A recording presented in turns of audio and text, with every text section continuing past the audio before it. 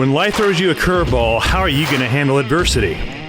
Welcome to the Fearless Mindest Podcast, where you're about to go on a journey as I interview security, business, and entertainment leaders on what it takes to stay fearless. I'm your host, Mark Ledlow, and enjoy today's episode. Hello, everybody. Welcome to the Fearless Mindest Podcast, brought to you by Ledlow Security Group, and this is Mark Ledlow.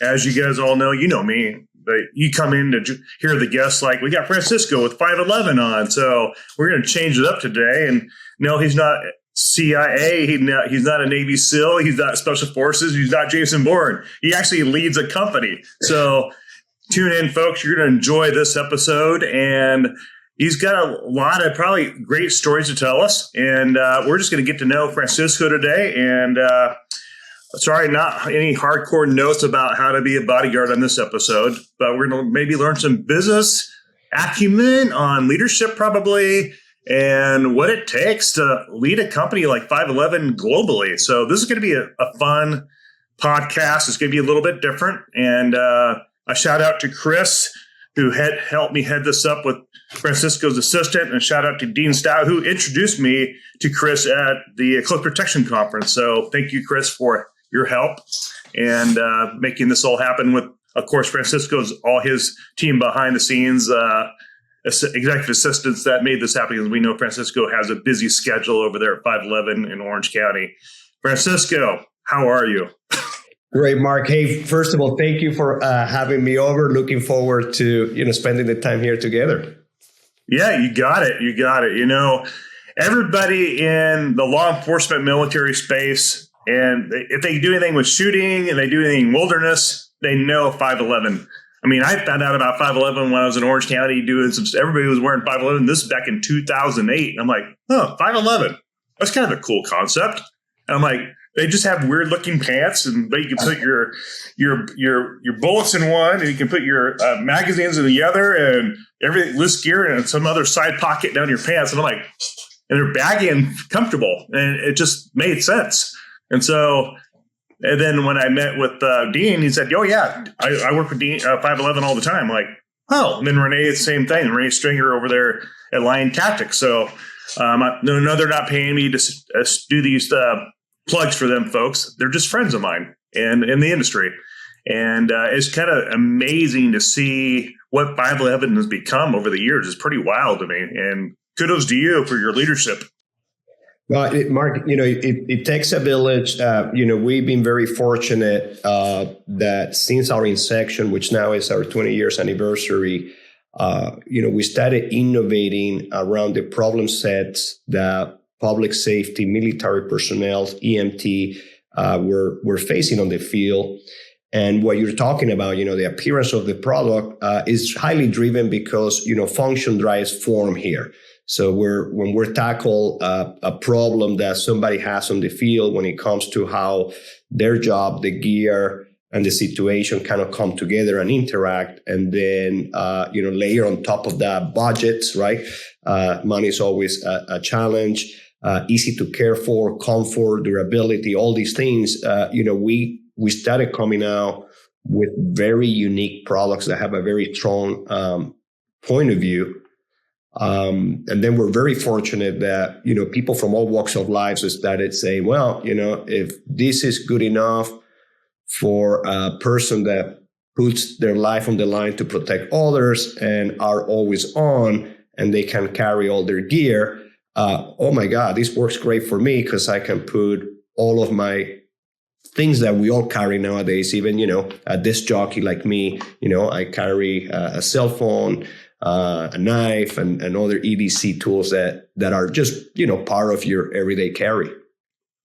So you mentioned you carry a knife. That's probably like a butter knife or something, or maybe a jack of all trades knife to open up the screws or something, being a CEO. I mean, what is your iPhone? Are you an iPhone guy? Are you a Samsung guy? What is practical for business? Yeah, no, for my everyday carry, I normally have, I do have a concealed carry permit. And I do carry also, but I've been highly influenced by the people we served. So I feel really weird when I travel, for example, and I don't have a knife on me. Like I feel like, you should always have some type of protection on you. You can, rely on other people. I think that's what I have learned, from people like yourself and others is, you want to be the first line of defense. You want to avoid any type of confrontation. You want to avoid any type of issue. But, if something went wrong, you want to create some time for yourself until somebody can come and help. Have you always been that way? Have you always been? No. No. What happened there? What changed? All of our products get designed through product development meetings. So I will go into the field and interact with people. A lot of our participants tend to be trainers. They're best in their craft. So we will go to a live training, let's say light training or hand-to-hand combat, or hey, this is what we do when we travel overseas and we can't carry a weapon, but we still have an asset to protect, for example, and being exposed to not myself participating in the training, but being exposed to people that were training and being people that were being trained and hearing stories, eventually even influencing our vision in our company, which is really to inspire the world to always be ready. And it changes your mentality. I mean, it's just a complete rewire for somebody like me. I am a product person. I am a product engineer. I design products. I don't have a military background. I have a lot of respect for the people that serve. I have a lot of respect for the people that protect our community. Actually, it's not even respect. It's such an admiration. And that is shared, I would say, by the 1,200 people that work here. That are very passionate, but we as a brand have been highly influenced by those who serve. And myself, by being inside the brand, have been personally influenced on all that. And I'm talking from exercising to what I carry with me, how I live my life. I'll give you an example that I always think. This just happened the other day. I was in a hotel room in a city. I don't want to name the city, but used to be very safe. It's not as safe now. Left my car keys in the room. And I was walking to the restaurant. I said, I don't need the car keys. I'm just going to the restaurant. I was going with a group of people. And immediately, it just came in my head. What happens if something happens and I need to drive somebody to a hospital? And now the keys for my car are in the room. Like, why would I do that? So I say, hey, please apologize. Give me 2 minutes. I got to go get my keys. But this is the type of rewiring that this industry has done, at least on myself. It's had a major impact on you. Yeah, major impact, definitely. Well, since I got you on the podcast, Francisco, I'm wondering, you've probably seen, you meet with, Power of Association. A lot of CEOs hang out together. They know each other. And you probably see a lot of these bodyguard teams, or we call it executive protection teams. What have you seen change in the last couple of years, and these different networks, of people that run companies? Are they scaling back, or do they have teams at their house, or do they really care about it? Or is it mainly the top 1% of the world's wealth that really does that? What do you see out there as far as the executive protection side of things, or have you noticed even that? Mark, normally I see it more when I travel overseas. In other countries, most executives, and I'm not talking, large companies, and from mid-size to large companies, have some sort of executive protection detail. The most basic may be a driver that concealed carries, and to a driver and a passenger, or two cars traveling together. I see a lot in Latin America, in some countries, also motorcycles as part of the executive detail. So you may have a car, you may have two cars, and then you may have, one motorcycle going ahead and one behind. So, and that has I don't think that has changed. That continues to be an integral part of how people do business. Here in the U.S., I don't see it as often, people, unless you're talking, real VIPs. Real VIPs. Yeah. Billionaires and up in that level.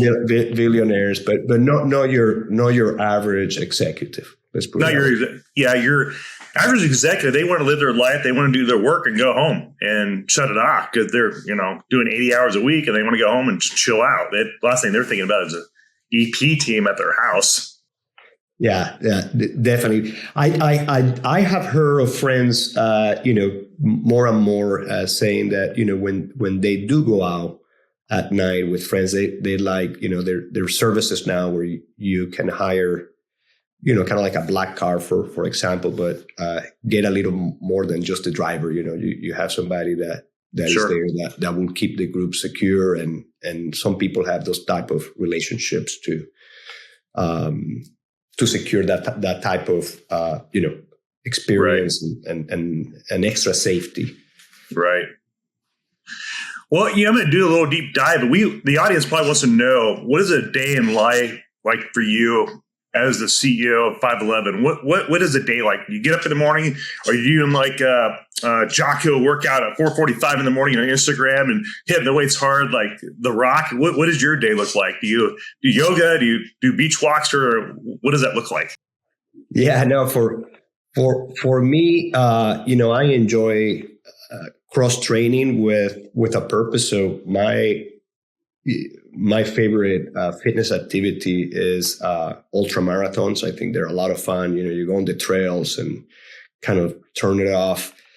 But to do that, you require not only endurance training, but also lift weights, because you want to be strong where you're climbing those mountains, and fatigue kicks in. So the best way that I have found to stay under a training regimen is to do it first thing in the morning. So I try to be up early, get that done with, and then sometimes I might, if I'm training for a particular race, I might have to top it off in the evening with something. But that really sets the day on a good path for me. It just takes a lot of the stress out. And just put me in the right mindset. So that's how the day starts, early in the morning, and really never turns off, because we have offices all over the world. When people are contacting me, it's not normally to say hi. There's something that, they need some input, or a decision has to be made. So that phone, and in the past used to be a lot of phone calls, but nowadays I think we all became teenagers, because we're all texting each other, or using applications like WhatsApp to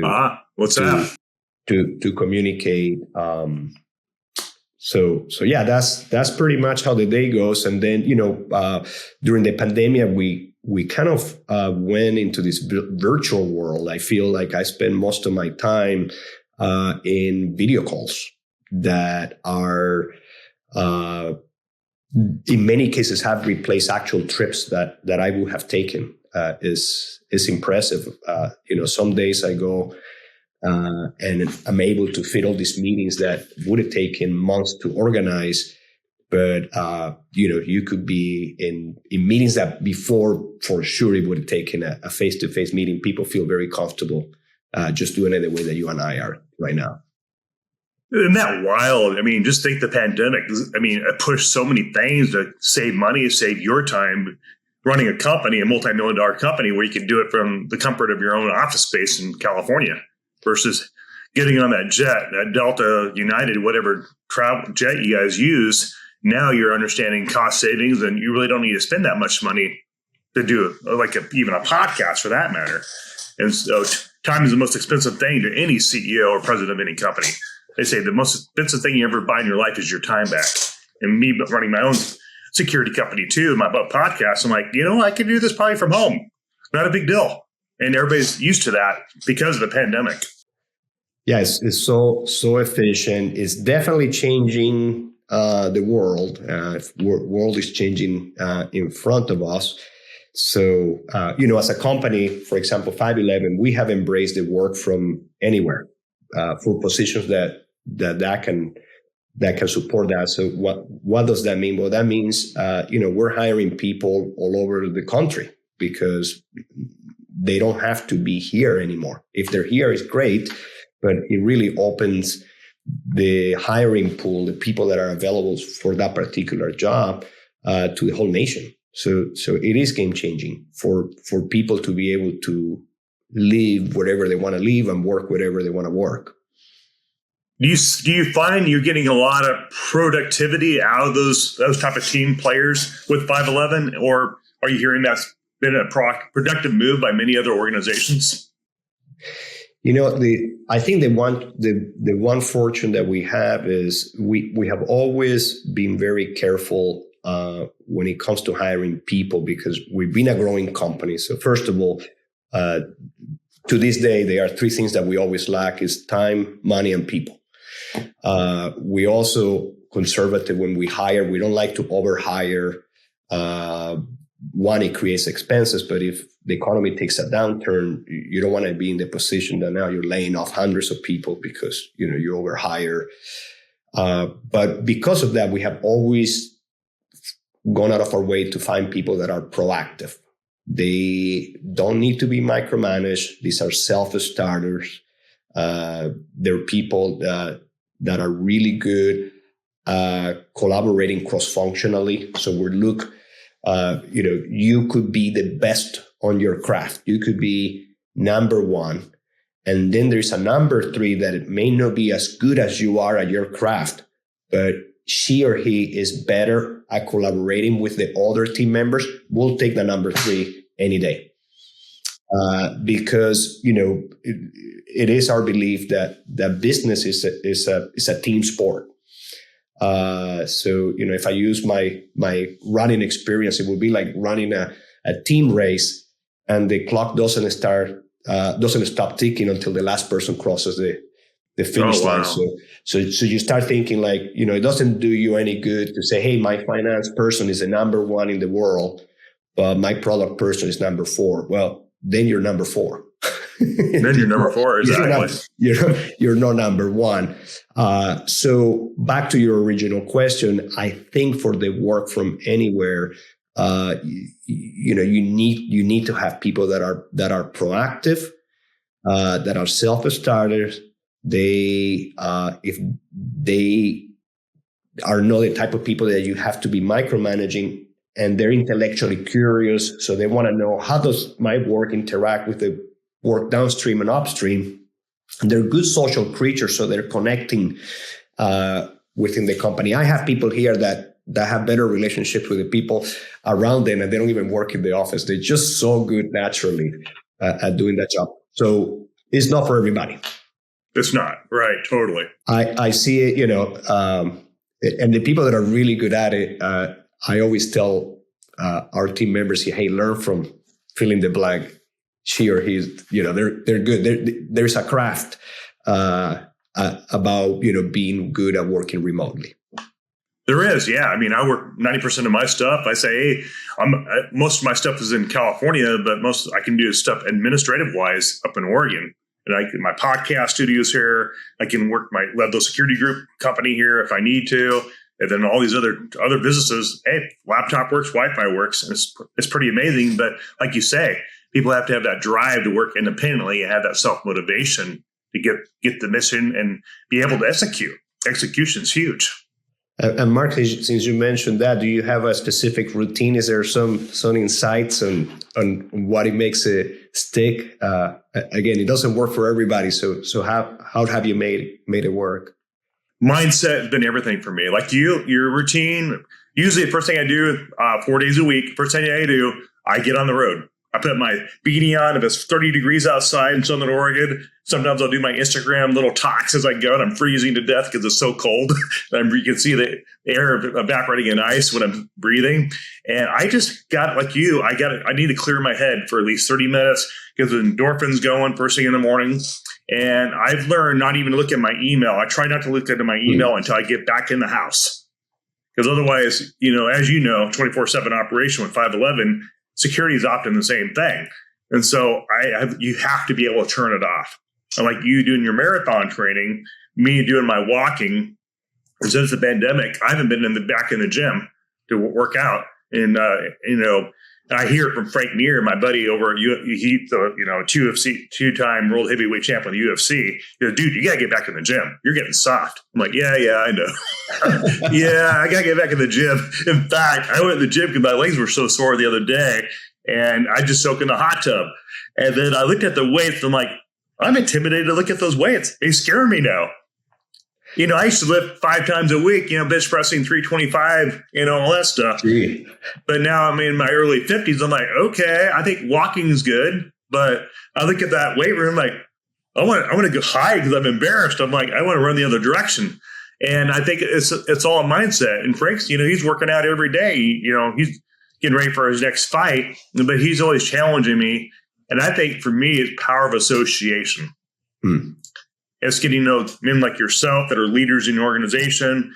I have many, many mentors that are in different industries that are not in the security industry that give me a lot of insight on what to do. And my biggest drive right now is to impact our military.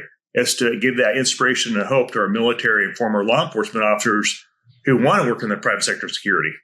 Or I can impact a listener to the podcast and give them inspiration. Maybe they're wanting to run a business. They want to know what Francisco does at 511 to make it. What does it take to make it as a president and CEO of a company? And so that's my newfound gift of hope to the audience now after the pandemic. And so my day, and then of course, a lot of my military background kicks in when I have to fill details. We got to execute. So everything's based on mission. So thanks for asking, Francisco. Yeah, it's like I always regurgitate to my Marine Corps foundation, especially when it comes to filling jobs. And let's say we get a call from Nike of all places. They have a workplace violence. So we deploy agents on that. Or I get a call from Frank Mir or Ron Owens. Hey, we got to do a training academy boot camp for new people that want to go in the bodyguard industry. And so we got to, do an academy for that, or, it can be anything. And for me, I'm more of a serial entrepreneur. I have many different partnerships right now. And it's like, now I'm understanding why time is the most expensive thing you'll ever buy in your life, because I'm in the middle of all that. I'm like, oh crap. Okay.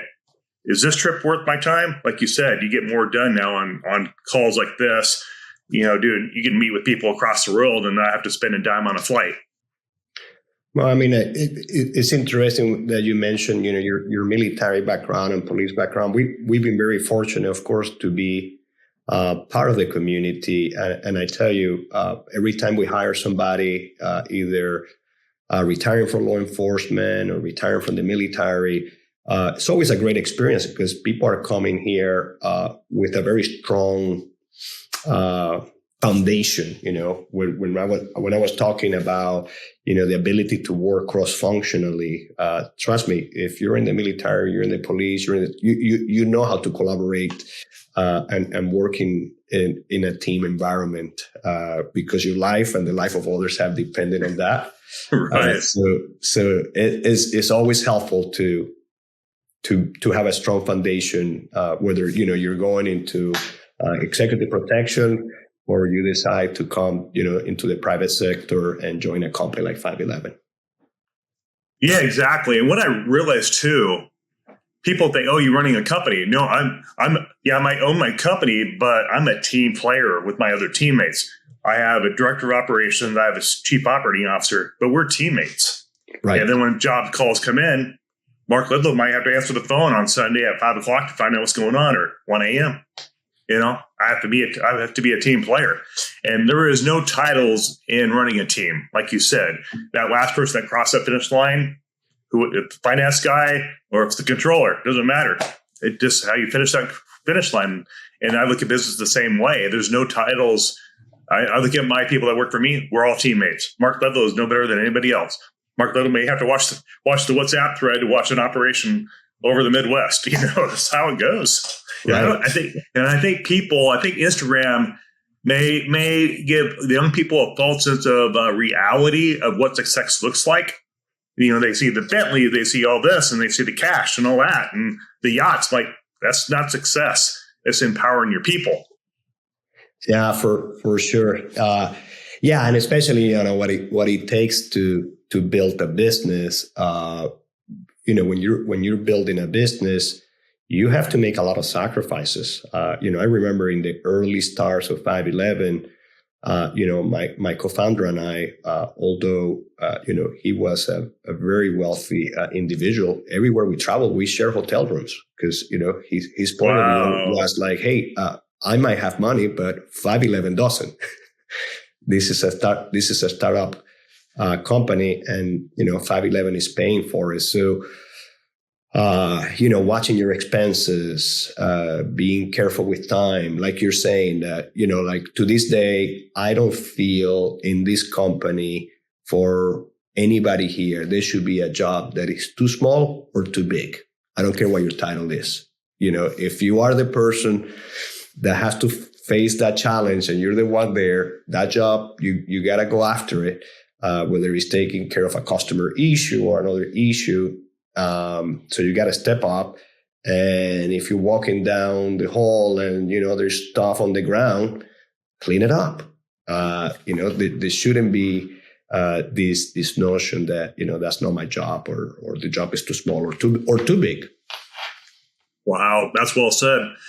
And I think we're going into a shift in that now, in the culture right now. Things are changing dramatically in the workplace.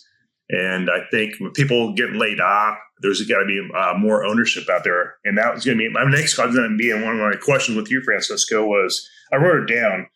What advice can you offer other CEOs who are leading their organizations through difficult times in the business landscape of our economy? What is your advice to those folks?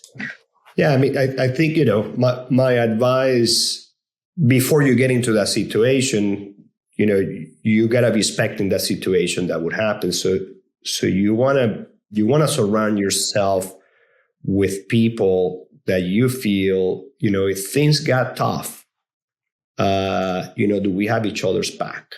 Do we have the technical abilities? Then do we have the soft stuff? I would call the human connection, where we truly enjoy working together. And do we have